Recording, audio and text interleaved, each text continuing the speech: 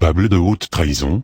Vous entendrez ce terme dans les prochains jours dans un reportage d'un grand média québécois, puisque nous avons lancé cette accusation contre un élu du gouvernement canadien.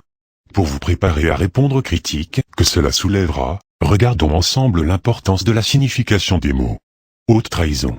Selon la définition de Wikipédia et de plusieurs sites d'information sur le web, l'acte ou l'action méritant la qualification de haute trahison est un crime qui consiste en une extrême déloyauté à l'égard de son pays, de son chef d'État, de son gouvernement ou de ses institutions. Ce crime est souvent associé avec celui d'intelligence avec l'ennemi. Il s'agit souvent d'une infraction politique, concernant les détenteurs d'une autorité politique dans l'exercice de leurs fonctions. Intelligence avec l'ennemi. Le fait d'entretenir des intelligences avec une puissance étrangère, avec une entreprise ou organisation étrangère ou sous contrôle étranger ou avec leurs agents, en vue de susciter des hostilités ou des actes d'agression contre son propre pays, est un acte de haute trahison. Les gouvernements canadiens et québécois entretiennent des relations diplomatiques et commerciales avec l'Arabie Saoudite, un pays qui est la source de l'islam radical, leur vendent des armes sachant très bien que l'Arabie Saoudite finance des groupes terroristes, qu'elle finance le travail d'imams radicaux ici au Canada. Nos élus visitent ces mosquées radicales, dont plusieurs sont sous contrôle des frères musulmans, où on pratique la ségrégation sexuelle et la soumission de la femme, où on enseigne ouvertement que la charia vaincra la démocratie, que tout non-musulman est un chien qui mérite la mort.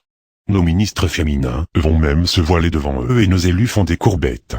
Ils fomentent avec l'ennemi pour établir des stratégies favorisant la progression de l'islam en votant des projets de loi visant à limiter notre liberté d'expression et nous empêcher tout critique de l'islam. Nos gouvernements paient des funérailles nationales à des gens qui n'arborent pas le drapeau québécois ou canadien sur les tombes des défunts, qu'on a défendus comme étant des citoyens canadiens et des Québécois parfaitement intégrés à leur société d'accueil. Ils changent nos lois pour que les islamistes se sentent chez eux et non chez nous. Ils facilitent et légitiment le refus de s'intégrer et nous enfoncent dans la gorge une supposée richesse multiculturelle. Nos élus nous parlent d'ouverture et de tolérance, mais il est plutôt question de soumission et de résignation. Compatriotes, combien de temps allons-nous accepter d'être gouvernés par des traîtres à la nation?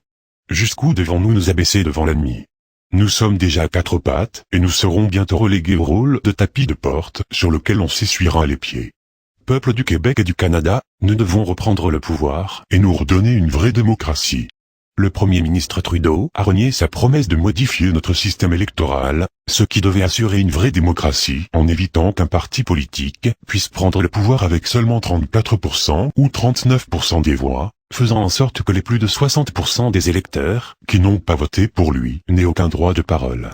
On comprend qu'il a peur qu'avec un système à deuxième tour il ne soit jamais réélu. La plaisanterie a assez duré.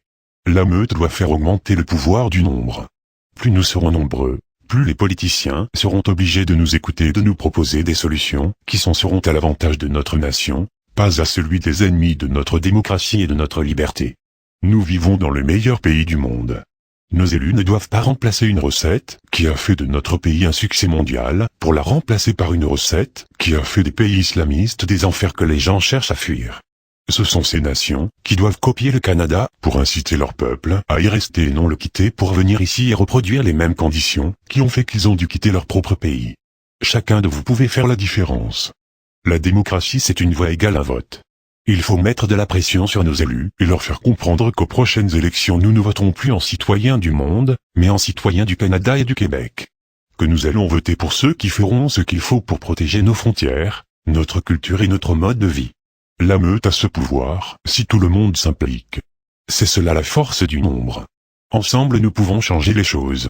Vive le Canada, vive le Québec, vive la meute.